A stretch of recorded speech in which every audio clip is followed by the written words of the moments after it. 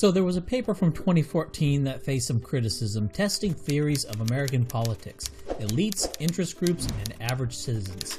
And they looked at 1,779 policy changes from 1981 to 2002. In 2015, Martin Gilens did a follow-up where he looked at 2,245 policy changes from 1964 to 2006. And what these guys found was that policy changes were driven entirely by elite opinion and to a lesser extent by special interest opinion. According to them, average citizens' preference had almost no effect on policy change. Whether the average citizens 90% opposed a policy or 90% supported a policy, it still had about a 30% chance of happening. With economic elites, the story is radically different. If they all oppose something, it doesn't pass.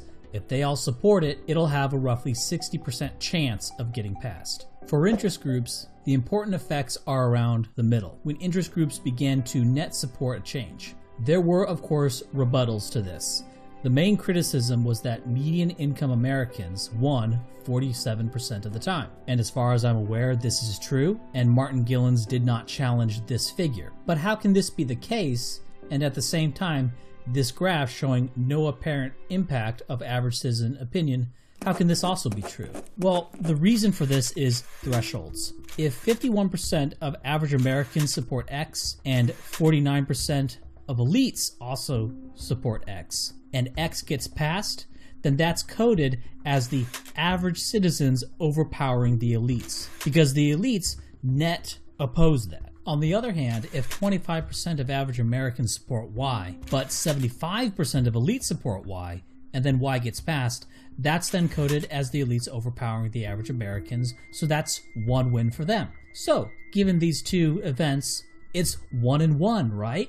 The average Americans and the elites are each winning about half the time, right? Of course, doing a straight win-loss criteria is grossly misleading as it hides the margins on each issue and doesn't fully capture the power rating of each group. What Gilens did was take a threshold, comparing instances in which 75% of elites or 75% of middle income people either supported or opposed a law. The first comparison was looking at policies they supported. When the affluent strongly favor a change, but the middle income doesn't strongly favor the change, it gets passed 55% of the time. If both the affluent and the middle incomes strongly favor something, it gets adopted 49% of the time, which would indicate a negative effect of middle income support. The same thing is seen when the affluent don't strongly support something. If the middle income also don't strongly support it, it gets passed 29% of the time. But if the middle income do strongly support a measure and the affluent strongly oppose it, it only gets passed 24% of the time. Again, indicating a negative impact of middle class support on an issue. Looking the other way, you see the impact of affluent support on something being between 26 points and 25 points. So the policies that get passed, or at least got passed between 1980 and 2002, were those that the rich supported and the middle class did not support. The same story can be seen in terms of killing policies that each group opposes. If the affluent strongly oppose a policy, but the middle class doesn't strongly oppose it, it's only adopted 4% of the time. If the affluent strongly oppose and the middle class also strongly opposes a policy, it gets adopted 15% of the time. If the affluent don't strongly oppose something and neither does the middle class, it gets adopted 34% of the time. If the affluent don't strongly oppose something,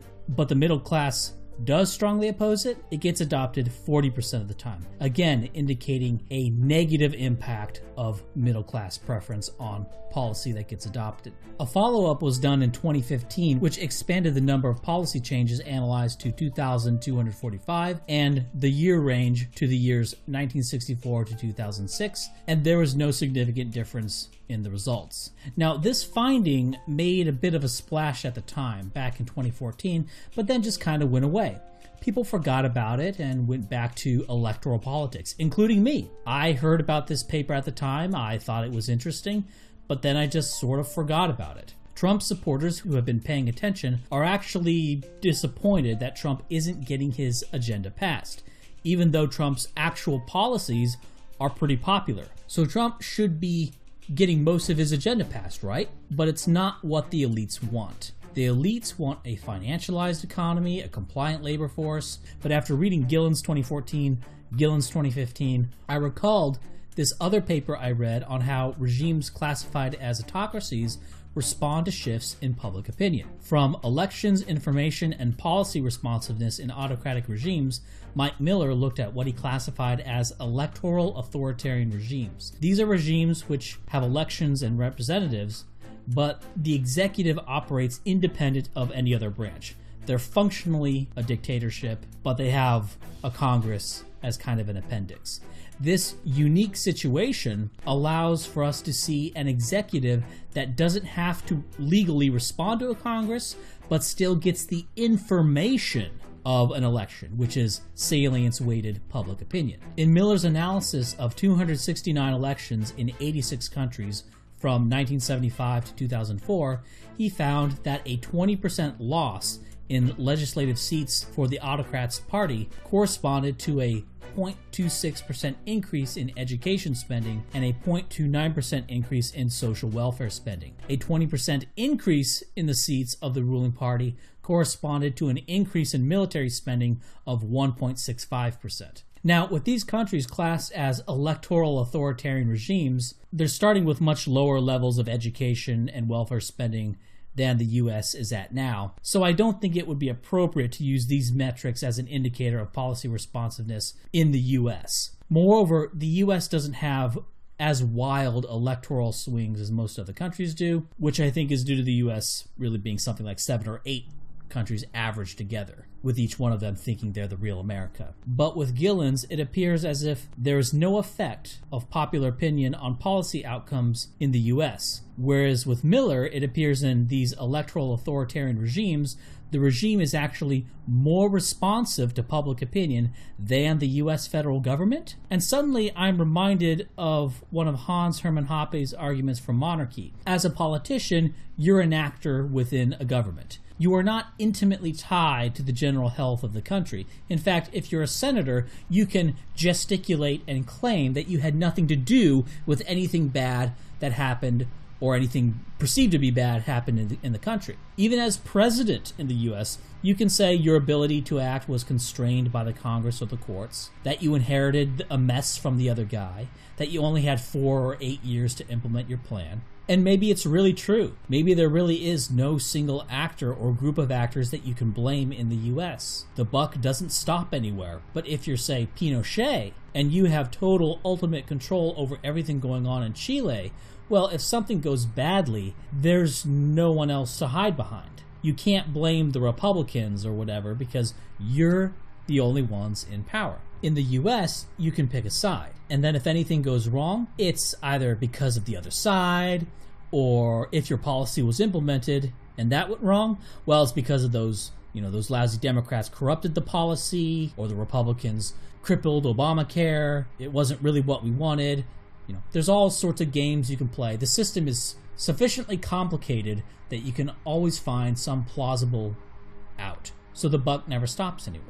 So non-sham electoral politics, or what we think of as non-sham electoral politics in the US, it diverts your energy away from the things that could actually challenge the regime and redirects you down the blind alley of electoral politics. Here, run around in this little idiot box a bunch, hit the pads, tire yourself out. Okay, you elected Donald Biden or whatever. Yay, you won. Oh, better luck next time. Now back in your cage. In other electoral authoritarian regimes, the public knows that the elections are a sham. But what if you had an electoral authoritarian regime where the public was well and truly conned and truly believed that elections mattered? Well, you'd have a level of control beyond any dictatorship, because at least open dictatorships now have the burden and the odium of being a dictatorship, and have the policy buck stopping at them. And while direct action is the only way to throw out a dictator, at least the public knows this fact. And the fact that in these banana republics the population knows the elections are shams is possibly why those regimes are more responsive to changes in public opinion than in the US. Those who make peaceful revolution impossible will make violent revolution inevitable. Inevitable.